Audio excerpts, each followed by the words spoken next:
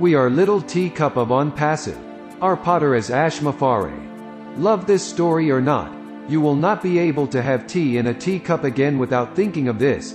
There was a couple who took a trip to England to shop in a beautiful antique store to celebrate their 25th wedding anniversary. They both liked antiques and pottery, and especially teacups. Spotting an exceptional cup, they asked, "May we see that? We've never seen a cup quite so beautiful." As the lady handed it to them, suddenly the teacup spoke, "You don't understand. I have not always been a teacup.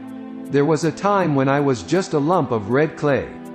My master took me and rolled me, pounded and patted me over and over, and I yelled out, 'Don't do that. I don't like it. Let me alone.' But he only smiled, and gently said, 'Not yet.' Then wham! I was placed on a spinning wheel, and suddenly I was made to suit himself, and then he put me in the oven. I never felt such heat. I yelled and knocked and pounded at the door. 'Help! Get me out of here!' I could see him through the opening, and I could read his lips as he shook his head from side to side. 'Not yet.' When I thought I couldn't bear it another minute, the door opened. He carefully took me out and put me on the shelf life, and I began to cool.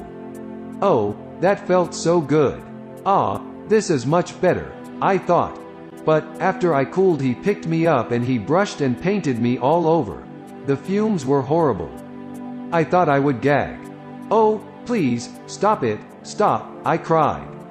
He only shook his head and said, 'Not yet.' Then suddenly he puts me back into the oven. Only it was not like the first one.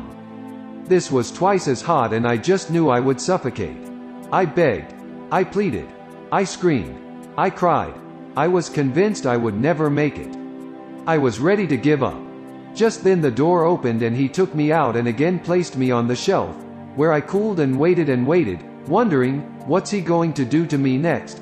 An hour later he handed me a mirror and said, 'Look at yourself.' And I did. I said, 'That's not me. That couldn't be me. It's beautiful. I'm beautiful.' Quietly he spoke. 'I want you to remember. I know it hurt to be rolled and pounded and patted, but had I just left you alone, you'd have dried up. I know it made you dizzy to spin around on the wheel, but if I had stopped, you would have crumbled. I know it hurt and it was hot and disagreeable in the oven, but if I hadn't put you there, you would have cracked. I know the fumes were bad when I brushed and painted you all over, but if I hadn't done that, you never would have hardened.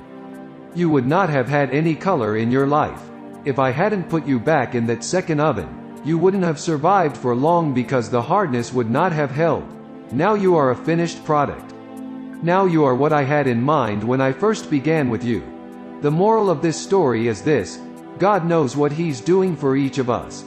He is the potter, and we are His clay. He will mold us and make us and expose us to just enough pressures of just the right kinds that we may be made into a flawless piece of work to fulfill His good, pleasing and perfect. In the same way Ash is molding the founders to make them perfect and extraordinary, so when life seems hard, and you are being pounded and patted and pushed almost beyond endurance, when your world seems to be spinning out of control, when you feel like you are in a fiery furnace of trials, when life seems to stink, try this. Brew a cup of your favorite tea in your prettiest teacup, sit down and think on this story, and then have a little talk with the potter. Thank you, God bless you, Ash.